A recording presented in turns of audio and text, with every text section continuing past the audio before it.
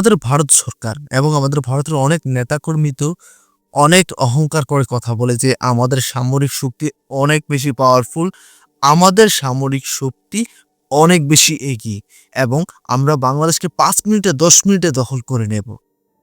সে আমাদের ভারতের মধ্যেই একটা রাজ্য এখন আমাদের ভারত থেকে আলাদা হতে যাচ্ছে। সেখানে আমাদের ভারতীয় সেনাবাহিনী কিছুই করতে পারছে না।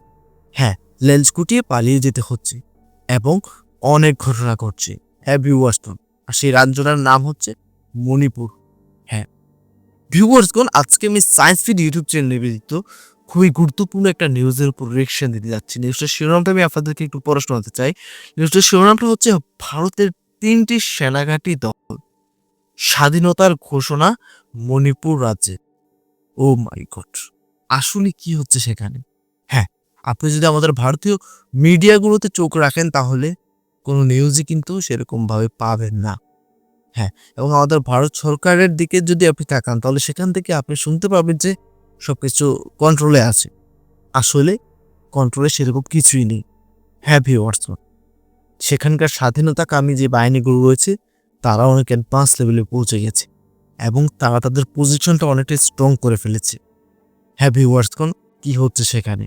আসলে কি সেখান থেকে ভারতীয় সেনাবাহিনী পালিয়ে যাচ্ছে, তারা মৃত্যুবরণ করছে এবং তারা সেনাঘাঁটিগুলোকে হারাচ্ছে? মানে স্বাধীনতাকামী যে বাহিনীগুলো রয়েছে সেই বাহিনীগুলো আমাদের ভারতীয় সেনাবাহিনীর ঘাঁটিগুলোকে আসলে দখল করে নিচ্ছে।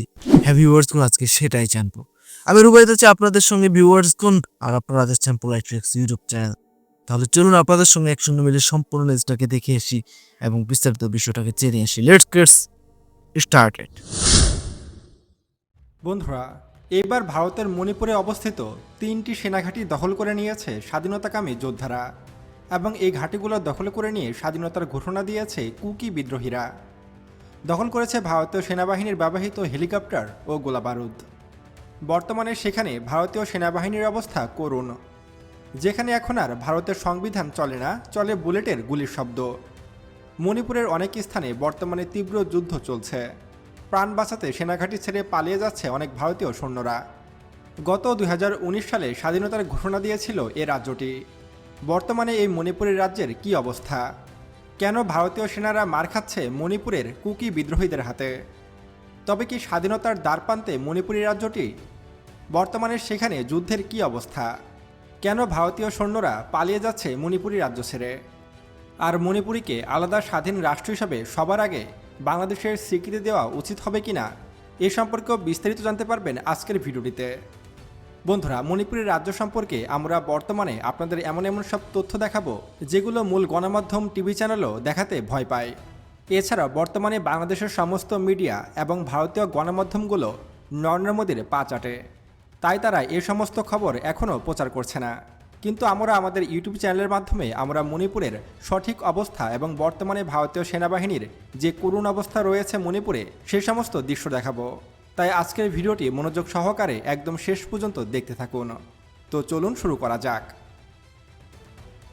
বন্ধুরা, এটি লন্ডনে অনুষ্ঠিত একটি প্রেস কনফারেন্স, যেখানে দুইজন ব্যক্তি মণিপুরের স্বাধীনতার ঘোষণা দিচ্ছে। যদিও এটি ২০১৯ সালের, তারপরও এই মুহূর্তে এটি মণিপুরের স্বাধীনতার ঘোষণা হিসাবে দাবি করা হচ্ছে এবং মণিপুরীরা এটাকেই তাদের স্বাধীনতার দাবি হিসাবে ঘোষণা দিয়েছে।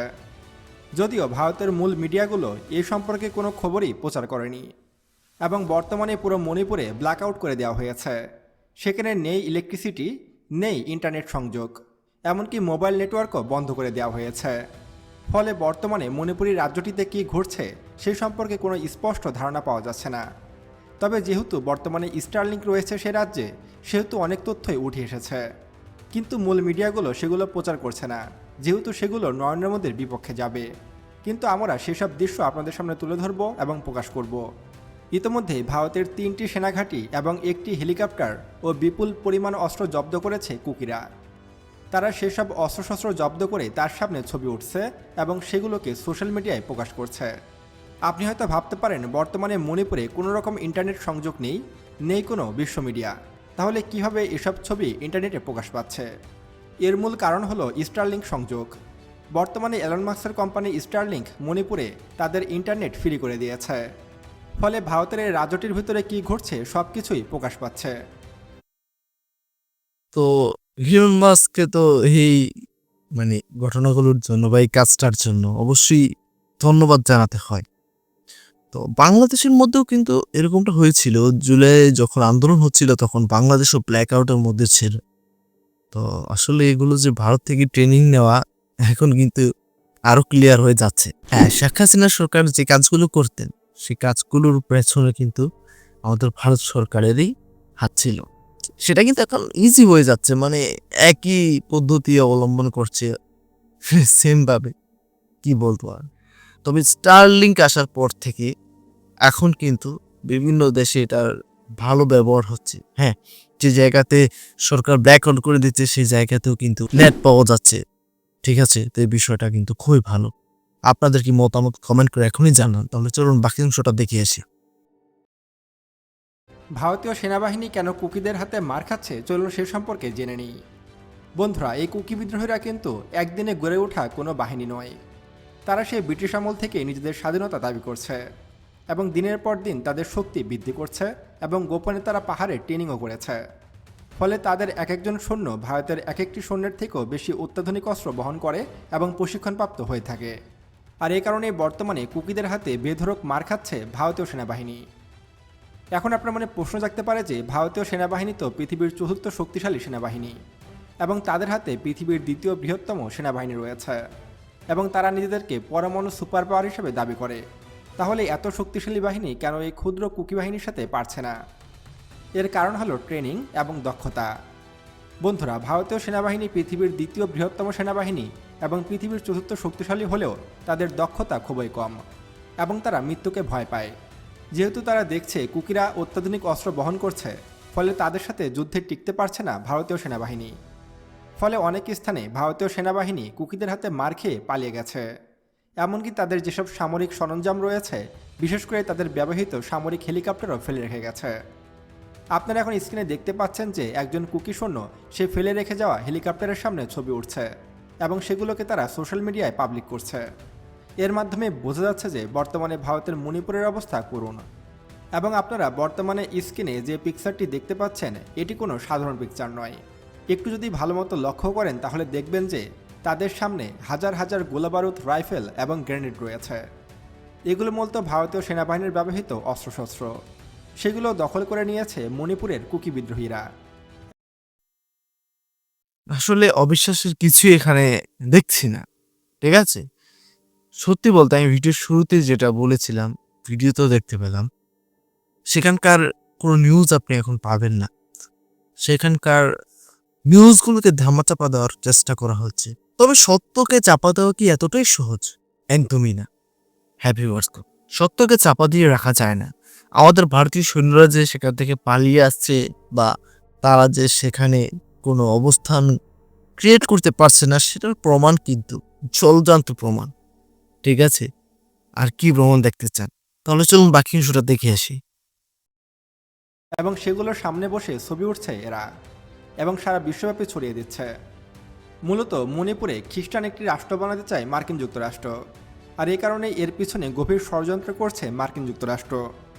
একবার কল্পনা করুন, এই মণিপুরের কুকি বিদ্রোহীরা এত বিপুল পরিমাণে আধুনিক অস্ত্র কোথায় পেল? তারা তো আর অস্ত্র তৈরি করতে পারে না। এইখানেই চলে আসে মার্কিন যুক্তরাষ্ট্রের নাম, বিশেষ করে ডোনাল্ড ট্রাম্পের নাম। মূলত এই মণিপুরী রাজ্যটি নিয়ে ব্যাপক রাজনীতি করছে ডোনাল্ড ট্রাম্প এবং এই কুকিদের হাতে যেসব অস্ত্র রয়েছে সেগুলো মার্কিন যুক্তরাষ্ট্র দিয়েছে। মূলত মণিপুরকে একটি খ্রিস্টান রাষ্ট্র বানাতে চায় মার্কিন যুক্তরাষ্ট্র।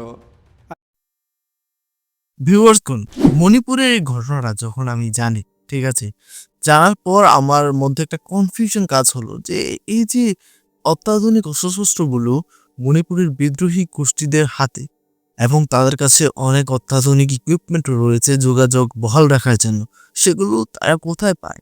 আমাদের ভারতীয় বাহিনীগুলোর কাছ থেকে বা ভারতীয় সরকার দ্বারা তো ওরা এগুলো কখনোই পাবে না, মানে ক্রয় করতেই পারবে না। তাহলে ওরা এগুলো পাচ্ছে কোথা থেকে? অবশ্যই এর পেছনে শক্ত একটা হাত তো অবশ্যই রয়েছে। সে শক্ত হাতটা হচ্ছে আমেরিকা। হ্যাঁ ভিউয়ার্স, সে আমেরিকার কারণেই এরা এগুলো পাচ্ছে এবং আমেরিকার সরকার চায় এখানে একটা খ্রিস্টান রাষ্ট্র তৈরি করতে এবং আমেরিকা সেখানে কর্তৃত্ব করবে এবং সেখানে সেনাঘাঁটি তৈরি করতে পারবে এবং ভারতের উপর নজরদারি রাখতে পারবে বা কন্ট্রোল রাখতে পারবে বা কন্ট্রোল রাখার চেষ্টা করতে পারবে। এটা হচ্ছে মূল বিষয়। তাহলে চলুন বাকি বিষয়টা দেখে আসি, তাহলে বিস্তারিত আরো অনেক কিছুই হয়তো জানতে পারবে। আর এই কারণে গোপনে আর্থিক সহায়তা ও অস্ত্র সহায়তা দেওয়া হচ্ছে এদের। আর সেসব অস্ত্র নিয়েই ভারতীয় সেনাবাহিনীর বিরুদ্ধে লড়াই করছে কুকিরা। তবে এর মাধ্যমে নরেন্দ্র মোদীর পতন শুরু হয়ে গেছে। বন্ধুরা, নরেন্দ্র মোদীর স্বপ্ন ছিল অখণ্ড ভারত গঠন করা। আপনারা যারা জানেন না যে অখণ্ড ভারত কি, তাদের একটু এক লাইনে বলে দিই যে বাংলাদেশ, পাকিস্তান, নেপাল, ভুটান, শ্রীলঙ্কা এবং আফগানিস্তান দখল করে ভারত অখণ্ড ভারত প্রতিষ্ঠা করতে চেয়েছিল। মূলত এটাই ছিল তাদের মূলনীতি। কিন্তু অখণ্ড ভারত হওয়া তো অনেক দূরের কথা, তাদের নিজের দেশ ভেঙেই এখন টুকরো টুকরো হয়ে যাচ্ছে। বিশেষ করে মণিপুরই এখন স্বাধীনতার দিকে এগোচ্ছে। ইতোমধ্যে তারা 3টি ভারতীয় সেনাঘাঁটি দখল করে নিয়েছে। এখন প্রশ্ন হলো, এই মণিপুরের রাজ্যটি যদি স্বাধীন রাষ্ট্র হিসাবে নিজেদেরকে প্রতিষ্ঠা করে, তাহলে তাদেরকে বাংলাদেশের স্বীকৃতি দেওয়া উচিত হবে কিনা, বা বিশ্বের প্রথম দেশ হিসাবে তাদেরকে স্বীকৃতি দেওয়া উচিত হবে কিনা? এর উত্তর হলো না। কারণ মণিপুরের রাজ্য যখন স্বাধীনতা ঘোষণা করবে, তখন ভারতীয় সেনাবাহিনী প্রাণপণে চেষ্টা করবে তাদেরকে দমন করার। কিন্তু যখন ভারত করতে পারবে না এবং ভারতীয় সেনাবাহিনীর সেখানে পতন ঘটবে এবং ভারতীয় রাষ্ট্রকাঠামোর যে ভাঙন সেটা শুরু হবে, তখন কিন্তু সেখানে বাংলাদেশের স্বীকৃতি দেওয়া উচিত হবে না। যদি বাংলাদেশ স্বীকৃতি দেয়, তাহলে ভারতের সাথে আমাদের শত্রুতা তৈরি হবে। কিন্তু ভারত কখনোই বাংলাদেশের কোনো ক্ষতি করতে পারবে না। এর কারণ হলো, ভারতীয় সেনাবাহিনী যেখানে মণিপুরের মতো ছোট্ট একটি রাজ্যের সৈন্যের সাথে টিকতে পারছে না, সেখানে বাংলাদেশ সেনাবাহিনীর সাথে টেকার তো কথাই আসে না। তবে বাংলাদেশের উচিত হবে আগামী 1-2 বছরের মধ্যে নিজেদের সামরিক শক্তি দ্বিগুণ করতে হবে। যদি বাংলাদেশের সামরিক শক্তি বৃদ্ধি পায়, তাহলে বাংলাদেশ হবে শক্তিশালী এবং দক্ষিণ এশিয়ায় প্রভাবশালী একটি রাষ্ট্রে পরিণত হবে বাংলাদেশ। তাই বাংলাদেশের সামরিক শক্তি খুবই দ্রুত বৃদ্ধি করতে হবে। আর বাংলাদেশ যখন সামরিক শক্তিতে আরও বেশি শক্তিশালী হবে, তখন ভারত এমনিতেই ভয় পেয়ে যাবে। আর মণিপুরি যদি স্বাধীন রাষ্ট্র গঠন করে, তাহলে সেটা হবে বাংলাদেশের জন্য আরও বেশি লাভজনক। ভারত যত বেশি দুর্বল হবে, তত বেশি প্লাস পয়েন্ট বাংলাদেশের। তাই মণিপুরি রাজ্যকে বাংলাদেশের উচিত স্বীকৃতি দেওয়া এবং গোপনে তাদেরকে অস্ত্র সহায়তা দেওয়া উচিত হবে। এবং ভারতের মণিপুরে যেসব কুকি সৈন্য রয়েছে, তাদেরকে সব রকমভাবে সহায়তা করা উচিত বাংলাদেশের। তাহলে ভারত ভেঙে টুকরো টুকরো হয়ে যাবে এবং সেভেন সিস্টার্সের প্রথম দেশ হিসাবে মণিপুরি আত্মপ্রকাশ করবে। আর মণিপুরি যখন স্বাধীন হবে, তখন ভারতের অন্যান্য রাজ্য দাবি করবে স্বাধীন রাষ্ট্র হবার জন্য। তো বন্ধুরা, মণিপুরি স্বাধীন হলে বাংলাদেশের তাকে সবার আগে স্বীকৃতি দেওয়া উচিত হবে কিনা, এ বিষয়ে আপনার মতামত কি, তা অবশ্যই আমাদেরকে কমেন্ট করে জানাবেন। এবং আরও এমন ভিডিও পেতে এখনই আমাদের চ্যানেল সায়েন্স বিডিকে সাবস্ক্রাইব করুন এবং পাশে আসা বেল বাটনে ক্লিক করুন। তো দেখা হচ্ছে পরবর্তী ভিডিওতে। ততক্ষণ পর্যন্ত সুস্থ থাকবেন, ভালো থাকবেন। আল্লাহ হাফেজ। ভিউয়ার্স, কোন সম্পূর্ণ নিশ্চয়তা আপনারা দেখতেই পেলেন। আশা করি আপনারা বিস্তারিত সবকিছু বুঝতে পেরেছেন, জানতে পেরেছেন এবং দেখতে পেরেছেন। হ্যাঁ, মণিপুরে যে বিষয়গুলো ঘটছে বা যে ঘটনাগুলো ঘটছে, সেই ঘটনাগুলোকে ধামাচাপা দেওয়ার চেষ্টা করা হচ্ছে, তবে সেগুলো প্রকাশ্যে চলে আসছে। হ্যাঁ ভিউয়ার্স, বর্তমানে মণিপুরের অবস্থা ভালো না। তো যাই হোক ভিউয়ার্স, মূল বিষয়ে আসি। মণিপুর নয়, আমাদের ভারতের এমনও অসংখ্য রাজ্য রয়েছে যে রাজ্যগুলো আমাদের মূল ভারত থেকে আলাদা হতে চায়। হ্যাঁ, এবং আলাদা হতে চাওয়ার অনেকগুলো কারণ রয়েছে। সেই কারণগুলোর মধ্যে প্রধান কারণ হচ্ছে ফ্যাসিলিটি। দেখুন, আমাদের ভারতের মধ্যে মূল ভারতের মাঝামাঝি মানে দিল্লি, ঠিক আছে, দিল্লির মধ্যে মানুষজন যে ফেসিলিটি পায় বা যারা হিন্দি ভাষায় কথা বলে তারা যে ফেসিলিটিগুলো পায়, সেই ফেসিলিটিগুলো কিন্তু অন্যান্য ভাষার মানুষগুলো পায় না। হ্যাঁ, এবং বাংলা ভাষার মানুষরাও। তো এটা কিন্তু একটা লজ্জাজনক বিষয় যে পুরোটাই তো ভারত, তবে ফেসিলিটির দিক থেকে সবাই একই রকম ফেসিলিটি পাচ্ছে না। তো এটা কিন্তু আসলেই দুঃখজনক বিষয়। এবং এছাড়াও অসংখ্য কারণ রয়েছে, অসংখ্য। এবং 19 শতকের দিকেও আমাদের ভারত কিন্তু অনেক রাজ্যকে জোর করে আমাদের ভারতের অংশ করে রেখেছিল। এর পেছনে কিন্তু অনেক ঘটনা রয়েছে, যে বিষয়গুলো আপনারা ঘাটাঘাটি করলেই অনলাইনে অনেক ভিডিও পেয়ে যাবেন। তো জোর করে আর কতদিন।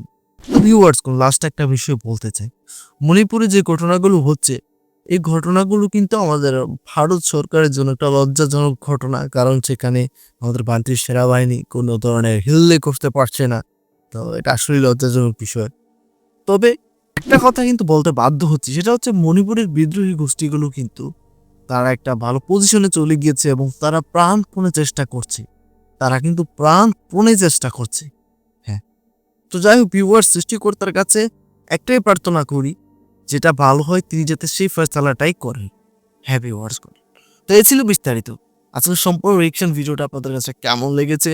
যদি ভালো লেগে থাকে আপনারা চাইলে কিন্তু আমার ইউটিউব চ্যানেলটাকে সাবস্ক্রাইব করতে পারেন, ভিডিওতে লাইক করতে পারেন, কমেন্ট করে আপনাদের মূল্যবান মতামত জানাতে পারেন এবং কোন বিষয়ে ভিডিও চান সেটাও কমেন্ট করে জানাতে পারেন। তাহলে বিদায় নিচ্ছি এখানেই, দেখা হবে পরবর্তী কোনো একটা ভিডিওতে। ততক্ষণ পর্যন্ত সকলে ভালো থাকবেন, সুস্থ থাকবেন। Tata, bye bye.